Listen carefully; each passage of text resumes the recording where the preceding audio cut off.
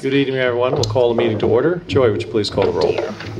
Hamilton, Yes. Rasmussen, Yes. Revelinsky, Yes. Ledger Kalin, Yes. Hamas, Yes. Howie. Yes. Okay, thank you. Any additions to the agenda tonight, Council? Okay. If not, we'll move to our consent agenda. What I'm going to recommend is that we pull out the Arts and Convention Center separately. We'll deal with that following our consent agenda item. Would you have an issue with that? So removing that in the approval of liquor licenses, we have approval of minutes from the January 12th council meeting.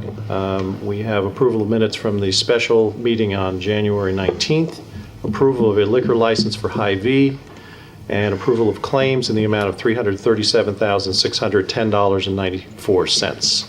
I'd entertain a motion to approve those consent agenda items.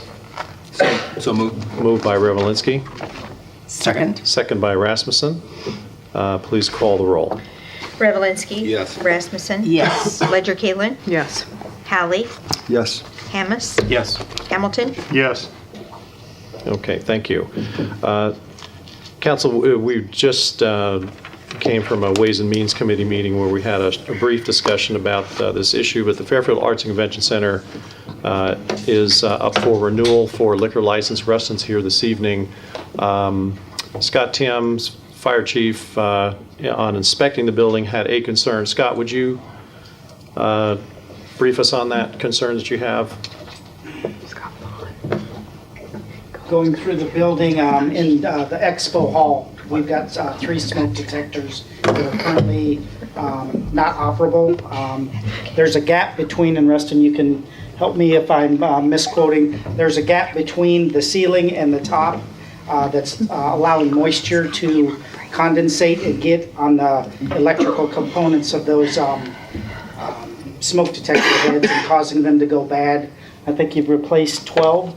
Yeah, we've replaced them and then they went bad right away. So the option was, because it's all through our monitoring system, and we couldn't be monitored if we had defaulting smoke detectors as part of the monitoring. So we discussed, or we chose the option of taking that, all of those smoke detectors out of the monitoring. It is still, just for a point of clarification, it is still heat sensor monitored. All of the sprinkler system, which is in every pocket next to the smoke detector, is still working. So if there was a fire, heat would rise and melt the sprinkler system would still work. I just wanted to make that point. Appreciate that we're not unsafe in there. Yeah, we're not unsafe. Yeah, okay.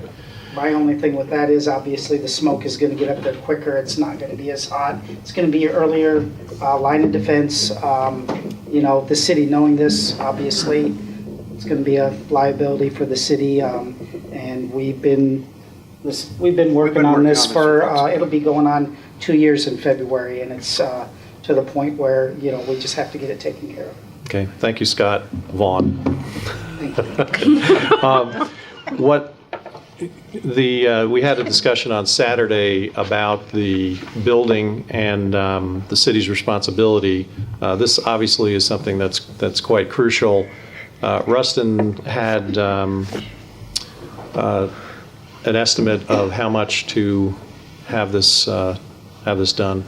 The estimate provided by Simplex Grinnell, which is the fire monitoring system, is $5,600. Okay. And granted, as Chief Vaughn said, this was taken several months ago, so I would need to get the quotes and everything current again. Right. Thank you. So, Council, City Attorney John Morrissey has advised us that we can grant a conditional license based on having this fixed within a reasonable period of time. John, do you have a suggestion about how long that might be? Well, I told Ways and Means tomorrow morning. What you don't want to do is back it into his dram shop coverage because it'll create an issue if there's anything wrong with our safety issues. And if Scott has to do a turn down even temporarily, and we don't seem to have it fixed, we just need to get it fixed. And plus, there's another standard as far as the city, once we're on notice that there is a quote hazard, we have an obligation to act, the liability is immediate. So in this situation, I think what we want to do is say to the Civic Center, please, as fast as you can arrange to have this corrected. It may still take, what, a few, possibly weeks to get people up in between the beams? I'll get right on it. All right, but if we say that it's going to be an immediate correction, and that's our position as far as the council, that we'll grant it conditioned on an immediate remediation, even though that does take possibly a couple weeks, something like that, that's the standard we expect to meet. We want to do it so that we reassure this extra safety monitoring as fast as possible. Okay, Have thank you received multiple bids on this work? Where the bid process comes in is from the electrician component, but the bid that I received from Simplex Grinnell, which was the original installer, contained a component of an electrician bill. So I'd have to go back and look, but I know they went to a Fairfield electrician to give that component of the quote. So tomorrow I will re-request the quote and dissect it a little bit more, and I could even bring it to the Ways and Means for review if that's what's the process. Well, I just want to make sure, I mean, we have limited funds right now, so we want to make sure we're getting competitive. Understood. And I don't know if there is multiple companies that can do this type of Oh, I would imagine. work, given it's a Simplex Grinnell monitoring system. So, I don't know about that, but. yes, I will get multiple quotes and report that. Well, I suggest, or I move that we go ahead and grant the license with, based on Rustin's assurance that we'll immediately work on this, and then we can, I think we should just stay in touch with you. You can give us a report, Absolutely. a progress report. So we Absolutely. know, because this is something that, as our city attorney said, should be fixed immediately. And so physically, you can't fix it tomorrow morning, but, just keep us informed of the progress. But I don't see that we have to penalize the Civic Center for the situation we're in at this point, as long as we have this assurance that You've we'll do it as soon got as possible. assurance that it will be expedited. I'll be working on it tomorrow. Thanks, Rustin. So that's my motion. Who's paying for the upgrade? Well, apparently we are. Well, that's not part of the motion at this point, so that's, the was motion, I what was think, is discussed just in to Ways and approve Means. Oh, okay, so we'll the, get to that later in the agenda. Yeah. Well, Right. that'll be up to Rustin to talk somebody into it, whether us or someone else, but I'm sure they'll love to hear, hey, we need it fixed, and I'll figure out how to pay you later. well, let's take the approval of the license first, Yeah. and then I will follow that with the discussion about paying for it, Fine. so. Motion by Revelinsky to approve the license application. Second. Second by Hamas. All those in favor signify by saying aye. Aye. All those opposed, the same sign. Thank you. So if, based on the most competitive bid and based on what Joy had made the Ways and Means Committee aware of in the last meeting, there is a healthy balance within the local option sales tax. And that is an area that it could come out of. Would you prefer to make that decision tonight also? Yes. that's fine with me too. I'll Need to get second it fixed and need to get it taken care of. Okay. So would you make that a motion? I will make that a motion. And again, we can, if you would also check, as Jessica has suggested, Absolutely. if there are others that we could get a competitive bid from, and then take the most competitive bid and submit a bill to us for that. So that being the motion, a motion by Hamas, second by Revelinsky. Any other discussion? Please call Do the we roll. need to put a cap on that, though? Well, I think we have this one. Well, it's good. This bid is a little old, or, well, I think we have to get it fixed. So, Well, we do, but, yeah. okay.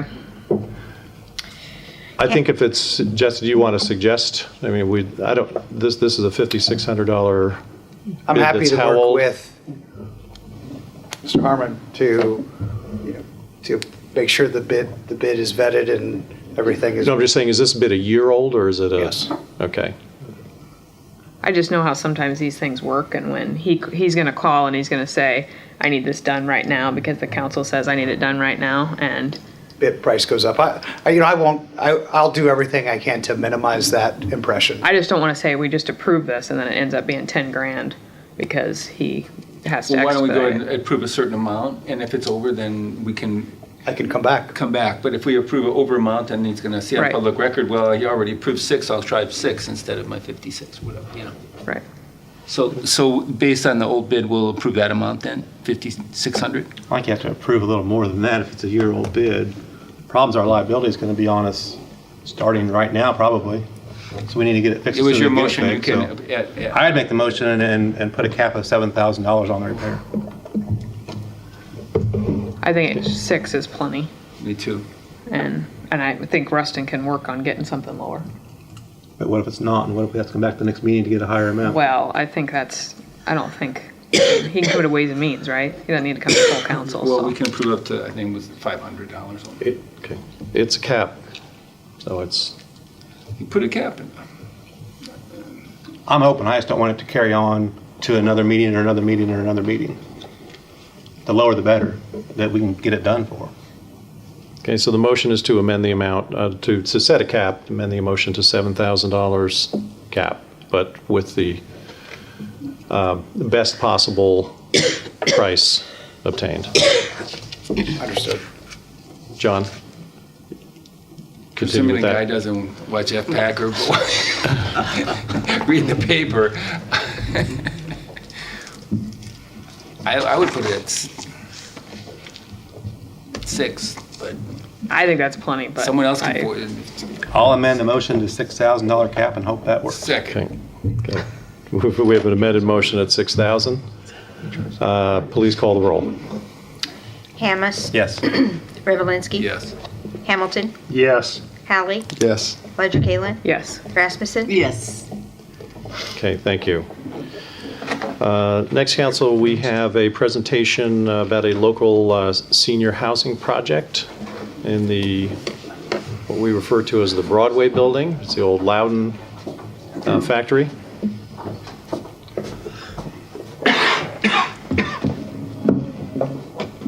So hello, Mayor, council members. So what I want to talk to you about is the Broadway building. I guess you guys can see it over here. But the plan is to completely renovate the Broadway building. And my name is David Humphreys. I'm with CBC Financial, who owns the building. And it's also going to be the developer. So the plan is to completely renovate it. Actually, the exterior would remain pretty much the same. You can go to the next one. So this is just a rendering of the exterior that we did with one of our filings. So the exterior would be restored. The windows be restored and the exterior facade would be restored. And then the interior would be converted into 43 affordable level senior apartments. The first floor has some common area, offices, and some apartments. Second floor, just apartments, and the third floor, just apartments. And so the plan is to have 43 of these apartments converted into 43 apartments. And so we brought it pretty far along already, but the plan is for the construction budget to be about $6.2 million, okay? And we just completed a job that's very similar to this. It's actually another 100-year-old building is in Fort Dodge. And this is the completed exterior of it. And this was the way we started as far as we gutted it first and then turned it into these modern kind of apartments. And this is just a picture of the lobby, and that's one picture of the lobby. But that's a similar type of plan we have for Fort Dodge, the Broadway building. And to do a project like this, it really requires a lot of help from state and federal sources, mainly in the form of tax credits. And that's actually what we're here tonight to do, is to ask about getting a letter of support for tax credits, because we're competing with everybody in the state, and they just rolled out this new program a week or so ago where it's on a scoring basis instead of a lottery basis. And so every point that we can get matters, and we have, They just rolled it out a week or so ago, but the deadline is February 6th, a week from Friday. And so we don't have much time to pull things together. And that's why we're asking for a letter of support from you for the program to move forward. David, and specifically, I think this is, council is fairly easy for us to do. I met with David last week, and the way they describe the letter of support, tax abatements can be a part of that. So presuming that this is built, it would be eligible for commercial tax abatement over 3 years. If we can put that in writing for them, it will help them get the points on their application. Obviously, we're not committing to anything other than what the program we already have in place. So essentially, it would be as simple as... Yeah, it may move us that. from 3 points to 10 points, which would be a big deal in these application process. Well, that's easy. Yeah, it's very easy. How much will these apartments rent for? Do you have any idea? Don't know? They'll be affordable level. Some of them will be market level, and then there'll be, it's yet to be worked out as far as it'll be go through the low-income housing department, I see. and then you have these different tiers. Based on income, some of it, it'll Yeah. be based on income, basically. But Yeah. if it wasn't, those that are, if you're going to have some that are not based on income there, or it's all be, Right, those will be market level. and so, like, Not- what you need to see from, as far as income from these, I guess, is, Yeah. like, what would the market level apartments go for? Yeah. In Fort Dodge, it'll be the same structure based upon mean area income. In Fort Dodge, the mean area income is about $42,000, and we're leasing apartments at 30, 40, and 60% of that number. So someone at the low end would qualify if their income is only $12,000. And for a one-bedroom apartment, I think that's about $280 a month, Plus utilities? plus utilities. And so it goes from 280 to the high, I mean, the full, the $500 is about 500. high end. and they'll all be one bedroom? No, about half of them are 2 bedrooms. I see. And you were looking at 55 and above in terms of age. Yeah, 55 and above is the senior age for this. Interesting timing of this project, that the city is divesting of a early senior project, and we have a new one coming online. So I think it's quite timely. This is exactly what we're hoping we encourage more of within the city, is to attract private development to do projects like this to address the needs that we have. Well, I move So- that we offer that letter, Yeah. at least. Okay, motion by Revelinsky Second. to approve the letter of support, second Yes. by Hamas. All those in favor signify by saying aye. Aye. All those opposed, same sign. So we'll produce something for you and get it to you in the next couple of days. Thank Very you. much. Thank you. They want to meet with us also? Well, they still seem to want to. Next Maybe council, it's we tonight will and see if start, they really need actually, us. before we do that, we have That's what a they want. resolution approving tax abatement for Norm's Storage, rental and storage at 2237 Glasgow. This meets all of our guidelines for the tax abatement. Move to approve. Moved by Hallie. Second. Second by Hamas. All those in favor signify by saying aye. Aye. All those opposed, the same sign. Thank you.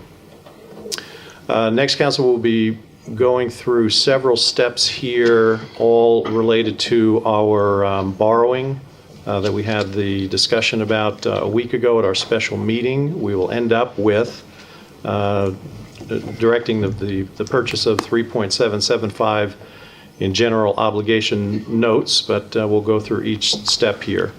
The first one is to appoint Bankers Trust Company of Des Moines to serve as the paying agent for the transaction. This is a resolution appointing Bankers Trust of Des Moines. So I would entertain a motion to approve Bankers Trust. So moved. Moved by Second. Hamilton, second by Rasmussen. All those in favor signify by saying aye. Aye. All those opposed, the same sign. Thank you. Next is to approve the tax exemption certificate. Move to approve. Moved by Hallie, Second. second by Revelinsky. Any discussion? All those in favor signify by saying aye. Aye. All those opposed, the same sign. Next, council, this is a resolution to amend the resolution that we actually took action on a little less than a year ago. I think it was sometime in March, where we approved the issuance of $3 million in general obligation. We did not do that borrowing at the time that we thought we were going to be. It has been extended. We have the other TIF portion of this, the $775,000, which is being added to it. So this is actually an amendment to the resolution that we had originally passed, and the amendment would be to the amount of $3.775 million. Move for approval. Moved by Revelinsky, Second. second by Hamilton. Any discussion? Not. All those in favor signify by saying aye. Aye. All those opposed, the same sign. Thank you. Okay, the next item is a resolution directing the acceptance of a proposal to purchase $1.275 million for Cedar Rapids Bank and Trust. So this is a portion of the total of 3.775. As you know, we did seek local bank participation, and you'll see that there are 4 banks that we're going to approve in this. So Midwest One, Pilot Grove Savings Bank, Iowa State Bank locally, and then Cedar Rapids Bank and Trust. So we're directing the acceptance of 1.275 from Cedar Rapids Bank and Trust. Move to approve. Moved by Hammes, Second. second by Hamilton. Any discussion? All those in favor signify by saying aye. Aye. Okay. And in the same way, we'll direct the acceptance of $1 million for Midwest One Bank. Move for approval. Moved by Revelinsky, Second. second by Ledger Kalin. All those in favor signify by saying aye. Aye. All those opposed, the same sign. Next resolution will be to direct the acceptance of $1 million from Pilot Grove Savings Bank. Move to approve. Moved by Hammes, Second. second by Ledger Kalin. All those in favor signify by saying aye. Aye. All those opposed, the same sign. And finally, directing the acceptance of $500,000 from Iowa State Bank of Fairfield. Move to approve. Moved by Hammes to approve. Second. Second by Revelinsky. All those in favor signify by saying aye. Aye. All those opposed, the same sign. Thank you. Okay, we've got that done. We'll be receiving funds in about a week. Melanie, would you like to join us for this next item? Good evening. I just wanted, tonight you're only setting the public hearing, but I wanted to let you know that you're not setting a public hearing for the plans and specifications related to the sewer project. This is simply the environmental public hearing that's held before things go on file. And this is also only the environmental public hearing for the conveyance system. The environmental review on the treatment plant is not completed, and it's not to the point to have a public hearing on yet. Okay, thanks, Melanie. So I'd entertain a motion then to set the public hearing for March 9th. So moved. Moved by Hamilton, second by Ledger Kalin. All those in favor signify by saying aye. Aye. All those opposed, the same sign. Thank you. And then Melanie, our public hearing for the Community Recreation Center on February 9th. And this is the public hearing for the plans and specifications and form of contracts on the rec center. The next meeting, so this would be set for the next meeting, and Chris Smith from Carl A. Nelson will be here to answer any questions you have on the project for that public hearing. And then bids will be received. 12th. Thank you. Yeah. Yep. Great. We're just immediately following that, so that'll be very exciting. Good. So moved. Move to set the public hearing by Hallie. Second. Second by Revelinsky. All those in favor signify by saying aye. Aye. All those opposed, the same sign. Thank you. Council, in my report, this is the first of the year, and typically there are expiring positions on boards and some openings. You have a list in front of you. The Airport Board, Sally Hayes, Tom Thompson, Tim McMahon are all up for reappointment. Board of Adjustment, Ross Walker, Brandon Nelson, Greg Diath, reappointment. Historic Preservation Board, Scott Reniker, Linda Stallone, Mark Schaefer, reappointment. The Animal Control Board, Corey Clem, reappointment. For Park and Rec, I'm proposing new appointment of Adam Plaguey, and Planning and Zoning, new appointment for Janice Hyde. Can you run through that one more time? You did it really fast. Okay, do you have the list? Oh, right here. Yes. Okay. Sorry. He was just buzzing right through that. You saw the note.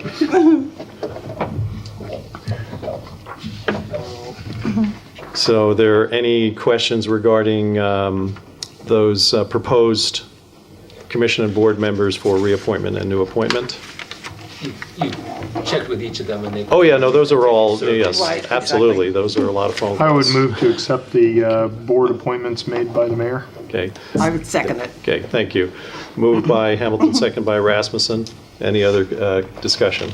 Not all those in favor signify by saying aye. Aye. All those opposed, the same sign? Thank you. That's all I had. Move to our committee reports, public safety and transportation. We met a week ago and discussed 4 items. The first item we discussed was Fairfield Manufacturing up on 9th Street. Requested to be able to put crosswalks in across 9th and across Depot to their parking lots for their employees to use. The committee felt the one on 9th Street would be warranted if they painted the crosswalks and purchased the signs and did all the work themselves. City attorney said an ordinance could be drafted to be enforceable up there. We did not think the crosswalk on Depot was necessary. It only goes to a small lot of about 6 or 8 cars in that parking lot. So I would like the council's approval to notify them that they can, if they wish, proceed with this crosswalk up there, and we'll do the ordinance if they agree to do that. Crosswalk just on 9th. Just on 9th Street. Okay. Motion by Hammes to approve crosswalk on 9th. Second. Second by Rasmussen. Any discussion? Not all those in favor signify by saying aye. Aye. All those opposed, the same sign? Thank you. So I'll contact them and see if they want to move forward with that project, and then contact the city attorney, reference an ordinance on that. We also discussed the 4th Street Railroad crossing. As you probably all know, it's really, really rough, especially on the south side of the crossing there. Michael had been in talks with the railroad on that as far as repairs to that. Basically, they would take care of the portion in between the tracks and remove 1 or 2 spurs off of that, 2 spurs 2 of 6. from that number of spurs that are across there. But our portion of the project would still cost approximately $81,000. So public safety thinks it's a good idea, but is referring that to Ways and Means because they are the financial branch of the council. So we, as a committee, approved it, thought it was good. We'd like Ways and Means to review that. Joy's face. Are you kidding? Yeah. No other action on that needed tonight. We also had a request from City Streets, Daryl, to remove a no parking here to corner sign on Low by Everybody's. It was originally placed there because they needed the area to back in to the Delivery trucks. trucks. And that's no longer needed. So they requested that sign be taken out of there. The committee thought it was fine to take it out of there. So Everybody's requested it, or who requested it? everybody, I believe, was okay with it, but the city street department requested it be taken out of there. Street Department recommended it. I see. So our committee agreed to take it out of there, if the council's okay with that. Okay, so we have a motion to remove a no parking here to corner sign on 2nd Street and West Low. I think it's probably right around there, right, Daryl? Yeah. Second. Second by Hallie. Any discussion? Not all those in favor signify by saying aye. Aye. All those opposed, the same sign? Okay, thank you. And then the last topic we discussed was the no parking out south of town by Casey's and out to the hospital. It was actually passed through council in 2011, and they agreed to put no parking out there, but it wasn't done correctly, wasn't followed through. I'm not sure exactly why it didn't happen, but the request is, or what we're going to request is, have no parking, and Melanie was going to get some exact points, but approximately 200 feet to the north of Casey's, which is where the city-county property there divides, out to the Merrick Inn, would have no parking on both sides of the highway, is what the committee's recommending. We also had Makes sense. some talks of changing speed limits out there in that area. The DOT we talked to is not interested in doing that this time, so right now it's just no parking on the table. Okay, so your committee's recommending that We need some more information on More that information. from Melanie before we do that, but Okay. we're going to recommend that Okay. be taking place. Thank you. And that's it. All right, thanks, Tony, appreciate it. Next, we'll have a project update from our city administrator. Hello. I can talk as long as you want to make sure that you get your time's worth tonight. No? Okay. A few things I want to specifically point out. A lot has even taken place just today, getting some of these wrapped up. On the pool, I want to let you know that the pool project is pouring some more concrete this week, so that continues to be on schedule for, what did we say, the first part of June opening. And then, as we've already discussed at the rec center, we'll be going to bids in February. The next item, the O.B. Nelson Skate Park, we did set today a grand opening date for that, June 6th. So we'll just open the pool and the skate park and the basketball courts all at the same time and keep Chief Thomas occupied. Derek will be working with Spawn Ranch into getting some amateur skaters here to officially open the skate park. But with the nice weather this weekend, I don't think we need to go very far for amateur skaters. They've been really enjoying it with this nice winter.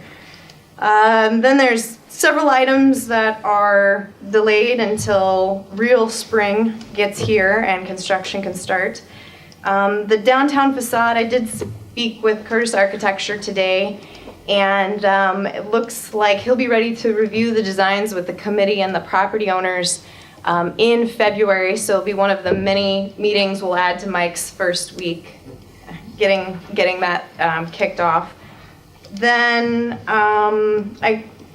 for the media's, I guess, attention, on the bottom of the second page, the sanitary sewer CDBG application. I've been working with Pathfinders to get those areas defined, and the areas, oh gosh, now I'm forgetting which streets we're on, but it's drainage area 11, so it's north of the law center, and that's north central part of town. Pathfinders will be starting door-to-door surveys there, so it is a legitimate reason why they are knocking on the doors asking for income surveys. And then the last item on page 3, the Crow Creek watershed. In addition to the sponsored projects or concurrent with the sponsored projects applications, there's been a county-wide, the county's involved in this, Pathfinders is involved in this, on looking at the Crow Creek watershed and looking at ways to stabilize the soil. And so we've been having a lot of technical meetings lately. I'm really happy with the way that's progressing. They've identified the area around the airport, not because of anything the airport's doing, but it is the headwaters for Crow Creek, and the group identified that as a high priority for them, which that is the upstream portion of, before it gets to the city, so it will benefit the city, any work that's done out there. There will be some community stakeholder meetings in February that Pathfinder is going to be organizing, so a lot of the technical stuff that happened all last summer and this winter is going to start coming out to the public over the next couple months. But a lot of work has been done on the watershed, a lot of very good research that will help make very good sponsored projects, good use of your sponsored projects grants. So. Great. Any questions for Melanie? This whole project, the Crow Creek watershed project, is under that whole sponsored projects money or something, or it's just a. The outcome of the watershed study is being used to identify the projects in the sponsored projects. Money from the sewer department and then some money from the county and some money from the Soil Water Conservation District have been used to pay for Pathfinders as well as some other people's time in collecting the data. So it's more concurrent with the sponsored projects than part of it. Okay, I get it. Thank you. Yep. Any other questions for Melanie? Thanks very much for your report. We appreciate it. Well, Council, we went 3.5 hours on Saturday. We've got 35 minutes today, not bad. So I entertain a motion to adjourn. Move to adjourn. Second. Moved by Hamilton, second by Revelinsky. All those in favor signify by saying aye. Aye. Opposed, same time.